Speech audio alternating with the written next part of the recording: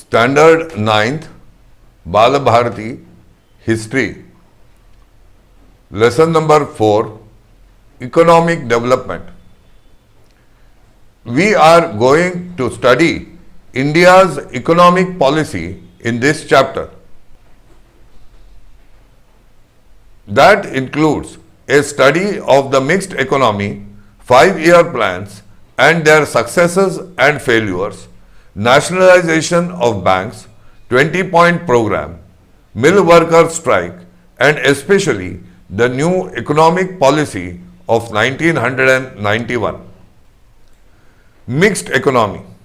Brainstorming about the kind of economy we would adopt after independence started much before India got independence.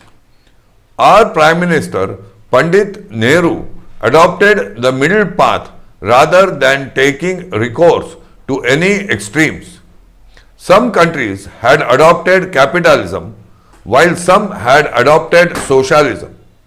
Each type of economy had its own advantages.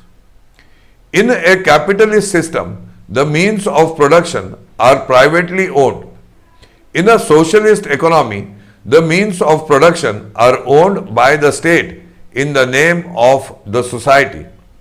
A mixed economy works both in the private and the public sector. In order to achieve economic development of modern India, we gave preference to a model of mixed economy. We can see three parts in this kind of economy. 1. Public sector. The industries in this sector are completely under the control and management of the government. For example, production of defense equipment. 2. Private sector. The industries in this sector are owned by private industrialists. Of course, the government supervises and controls them too. For example, consumer goods. 3. Joint sector. In this sector, some industries are owned by private industrialists while some are run under government management. For a mixed economy to run smoothly, there is a need for coordination between the private sector and the public sector. This system aims at maximization of production and popular participation on a large scale.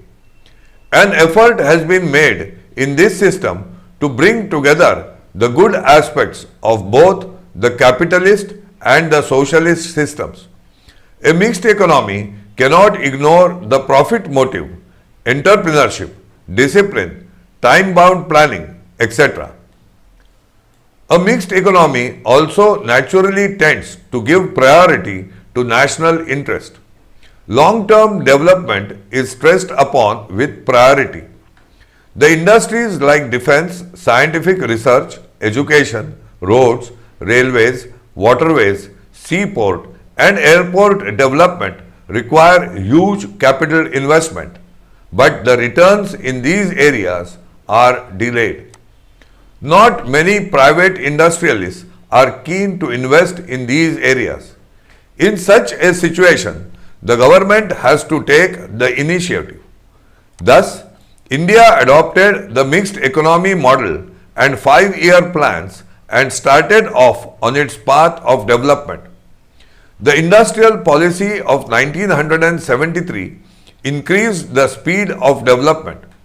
Priority was given in this policy to control the influence of heavy industries, industrial families and foreign industries and remove the imbalance in regional development. The government focused on the development of small-scale industries and cottage industries. Government also started paying more attention to the cooperative sector.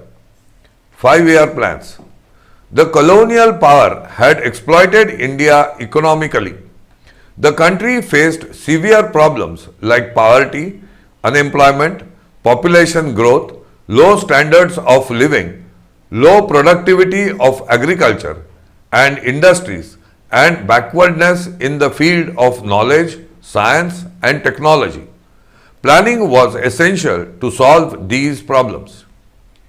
India established the Planning Commission in 1950 with Prime Minister Pandit Jawaharlal Nehru as its chairman. It formulated India's 5-year plans that included rural and agricultural development, balanced industrialization, provision for a minimum standard of living, and economic development consistent with democratic ideals. It focused on people's participation and individual development in the formulation and implementation of the 5-year plans. Fundamental principle of planning. A general principle of planning is the proportionate distribution of resources of a country and the appropriate use of human resources to fulfill the needs of the people. Goals of plans. The general goals of the economic planning of India are as follows. 1. Increase in the national income. 2. Bring about rapid industrialization by focusing on the basic industries. 3. Bring about an increase in agricultural production so that the country becomes self-sufficient in food grain production. 4. Use of human resource in the country optimally by making increasing employment opportunities available. 5. Remove the inequality in earnings and wealth. 6. Maintain stable prices of commodities. 7. Bring the growth in population under control by family planning. 8. Improve the standards of living by eradicating poverty. 9. Develop social services. 10. Make the economy self-sufficient. The first 5-year plan, 1951 to 1956. The expenditure in this plan was primarily on agriculture, social development, irrigation and flood control, sources of energy, rural and small industries, heavy industries and minerals, transport and communication, education and health. This plan consisted of measures to lay the foundations of planned economic development. Second 5-year plan, 1956 to 1961. This plan had ambitious goals of industrialization. Iron and steel industries at Durgapur, Bhilai and Rourkela, chemical fertilizers plant at Sindri, rail engine factory at Chittaranjan, factory of railway bogies at Perambur, shipbuilding factory at Vishakhapatnam and other heavy industries were set up in the public sector. Huge dams like Bhakranangal, Damodar, etc. were built to make water available for agriculture. It led to increase in the national income. Third 5-year plan, 1961 to 1966. This plan was aimed at bringing about a balance in industries and agriculture. The other goals of the plan included increase in national income, heavy industries, development in transport and mineral industry, alleviation of poverty, and to expand the opportunities for employment.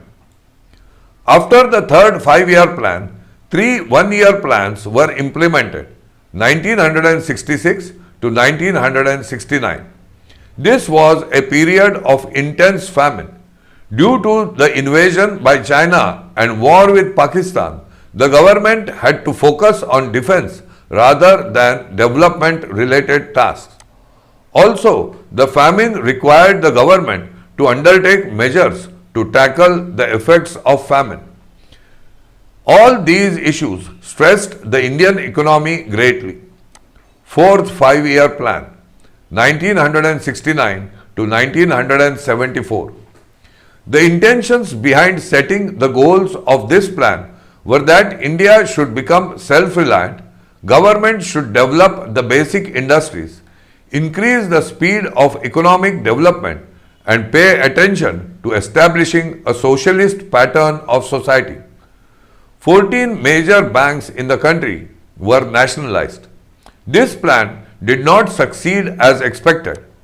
The economy had to bear the burden of the Bangladesh war. The expenditure over the refugees had to be borne as well. The Indian economy suffered due to the pay rise of government and railway servants and rise in the prices of petrol in the international markets. Fifth five-year plan, 1974 to 1979.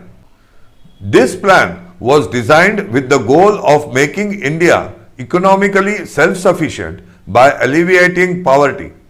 The objectives of the fifth plan were as follows: increase the national income, make large-scale employment available, supply education, nutritious food and drinking water, to make facilities of medical treatment available in rural areas, to supply electricity and means of communication, implement social welfare schemes on a wide scale, bringing about the development of agriculture, increase the basic industries, purchase food grains and other life-sustaining goods by monopoly purchase and make them available to the poor at reasonable prices through a public distribution system.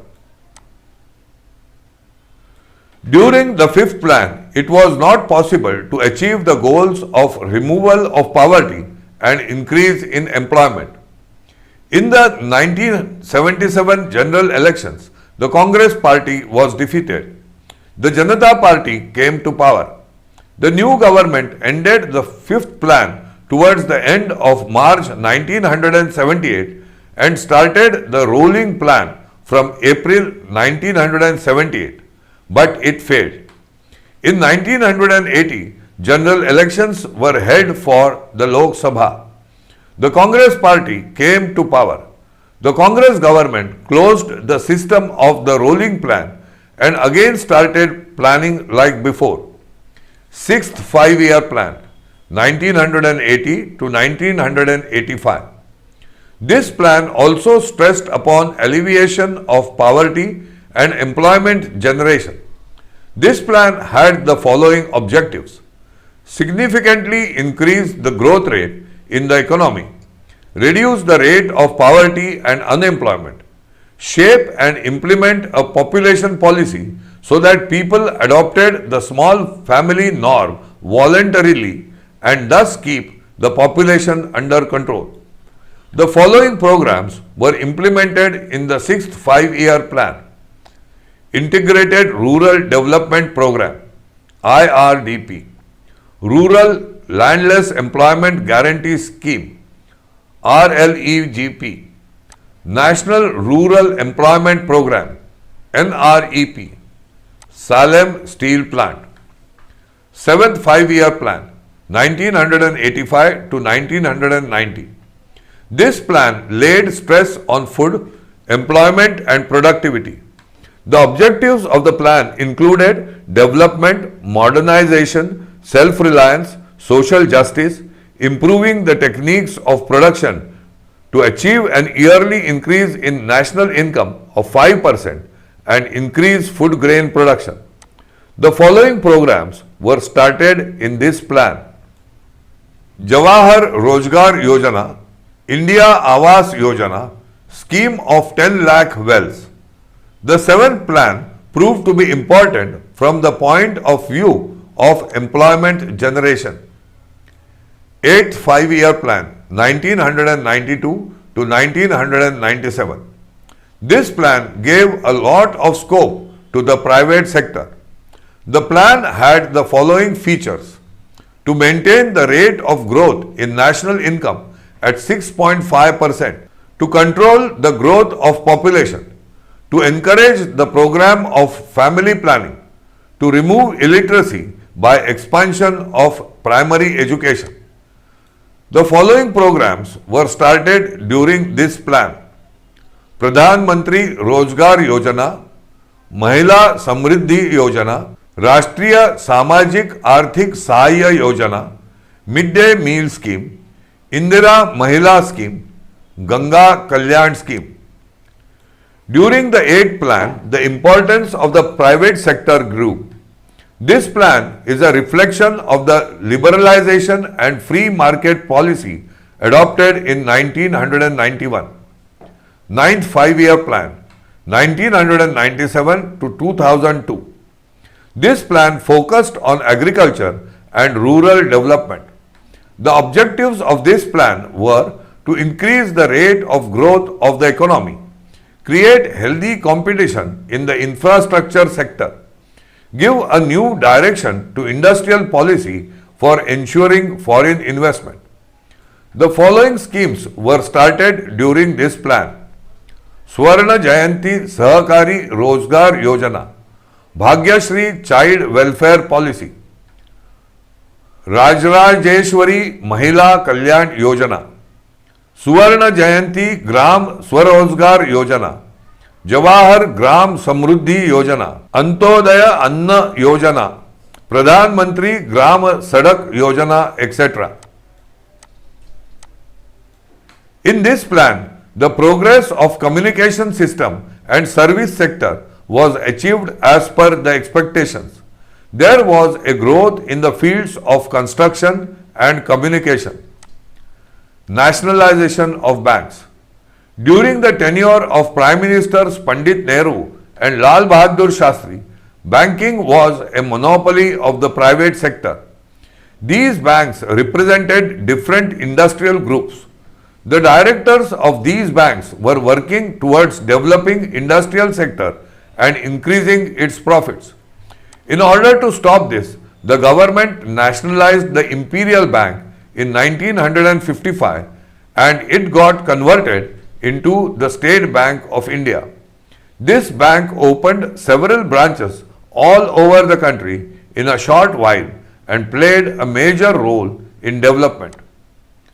Background of nationalization. India had adopted a mixed economy after independence. Nationalization of banks was essential to cover the deficits if they occurred while implementing different schemes. Also, the profits of these banks would come into the government treasury once they were nationalized.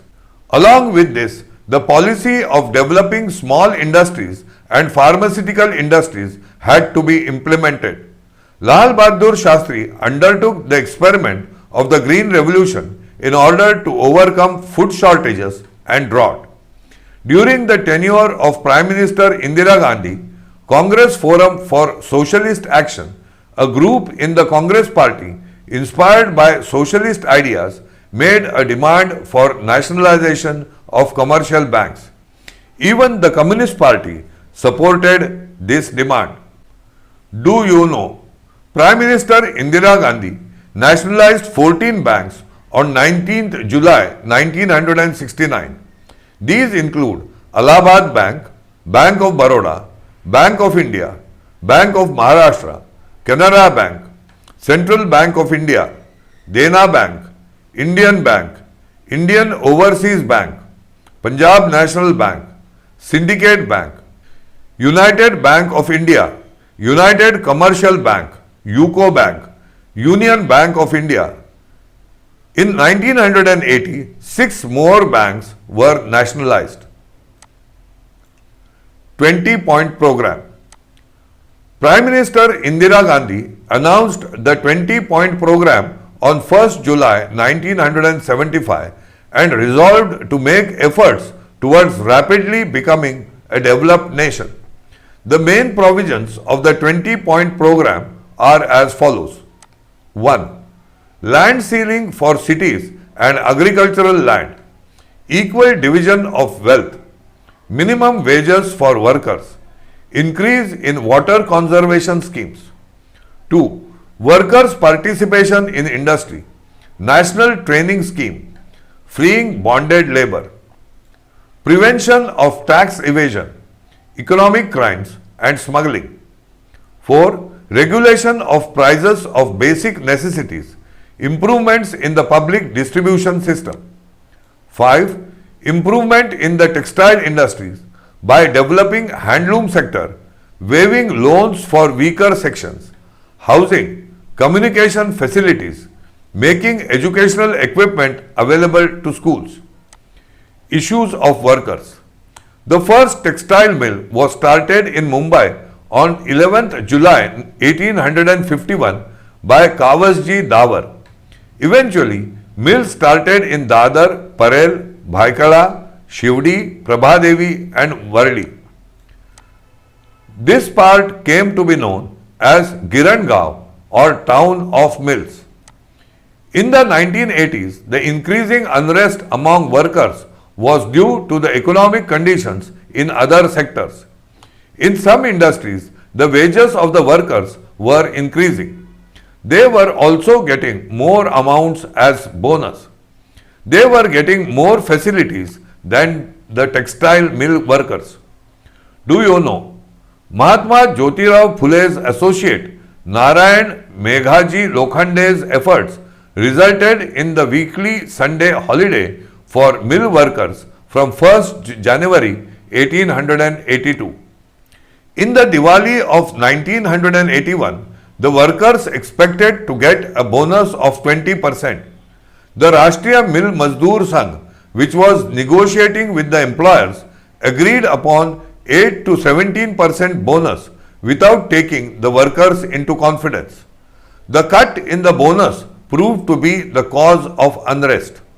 Some workers went to Dr. Datta Samant. They asked him to accept their leadership. Workers of 65 mills came together and Dr. Datta Samant led the strike. On 18 January 1982, 2.5 lakh workers went on a strike. Girangaon mills stopped running, making it seem like Mumbai's heart stopped throbbing. Do you know? The working class has contributed culturally as well as through folk theatre, folk art and literature. Anna Bhau Sate, Shahir Amar Sheikh, Shahir Sabre were popular for their programs aimed at public education. Poets like Narayan Surve, Namdev Dhasal, etc. portrayed the real life of the workers through their poems. The Chief Minister of Maharashtra, Barrister A.R. Antule, set up a committee to solve this issue. Later, Babasaheb Bhosle became the Chief Minister of Maharashtra state. He insisted that as per law, he would talk only with the Rashtriya Mill Mazdoor Sangh. Dr. Datta Samant demanded that the law be revoked. In the beginning, the striking workers received help from their native villages. It was also not very difficult for them to help each other. They set up departmental committees and distributed food grains, assistance in the form of funds, etc. The left parties had supported the strike. As the strike dragged on, efforts were made to split the striking workers' ranks. Even as the strike completed 6 months, the central government completely ignored it. The workers started a jail bharo agitation.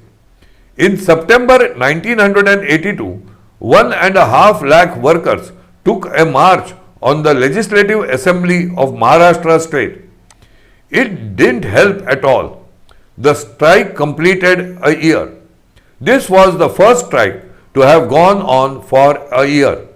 In this period, about 1.5 lakh workers became unemployed. As polyester had come into greater demand than cotton cloth, the sale of mill cloth had already got affected. The mills moved from Mumbai to Surat in Gujarat. The central government nationalized 13 textile mills. Appointment of arbitrators did not help to resolve the issue. New economic policy. The year 1991 is very important in the history of modern India. After the 10th general elections, P.V. Narasimha Rao became the Prime Minister of India. With Dr. Manmohan Singh as Finance Minister, he adopted the new economic policy of linking India's economy with the global economy. For this, fundamental changes were brought about in the Indian economy.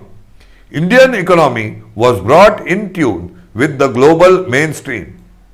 During this period, Indian economy was in a crisis situation. Before the P.V. Narasimha Rao government took charge, Chandrasekhar was the Prime Minister. During his tenure, the rate of inflation was 17%. Economic growth rate had gone down to 1.1%. India had foreign exchange reserves only enough to last for imports for a week. It had become difficult to pay back its loan and even give the interest on it. In May 1991, the government had tried to control the situation by selling some of its gold reserves and by mortgaging some.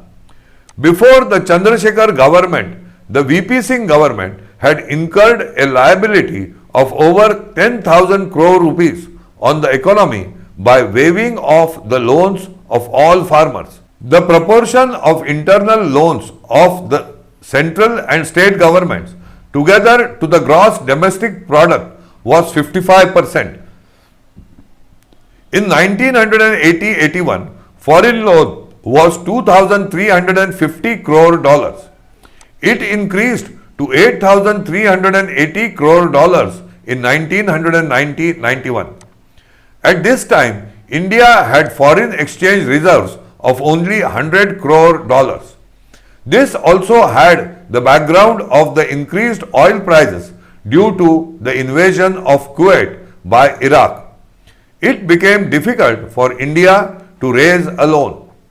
Even the non-resident Indians started withdrawing their deposits in foreign currency from India. Remedies. P.V. Narasimha Rao appointed Dr. Manmohan Singh as Finance Minister in order to find a way out of this situation. Dr. Singh undertook many corrective measures. The situation began to change. He removed the restrictions on foreign investments. He restricted the license system to 18 industries. In view of the increasing losses in the public sector industries, he opened up the public sector for investment by private industries. In order to bring the share market under control, he established the Securities and Exchange Board of India, SEBI, in 1992. National Stock Exchange was computerized. He gave priority to remove the scepter of recession. Foreign investment in India grew during the first tenure of Dr. Manmohan Singh as Finance Minister. India could recover the gold mortgaged with the Bank of England. The government got the support of the capitalist class as well as the middle class. As the government opened up the telecom sector, mobile phone services started all over the country. Dr. Manmohan Singh signed the agreement with the World Trade Organization and launched the policy of privatization, liberalization and globalization. World Trade Organization. In 1995, India became a member of the World Trade Organization, WTO. The organization had the following objectives: to free trade between countries, to put to an end all those discriminatory laws, restrictions, rules and policies that are hurdles in the way of international free trade, and to regulate global trade with the help of a formal multi-party mechanism. General Agreement on Tariffs and Trade, GATT, existed at the international level before the World Trade Organization came into being. It regulated commerce. In India, there were opposed extreme views about the World Trade Organization. Yet India decided to take its membership. The provisions of the World Trade Organization are regarding grants, import-export, foreign investment, agriculture, technology and services.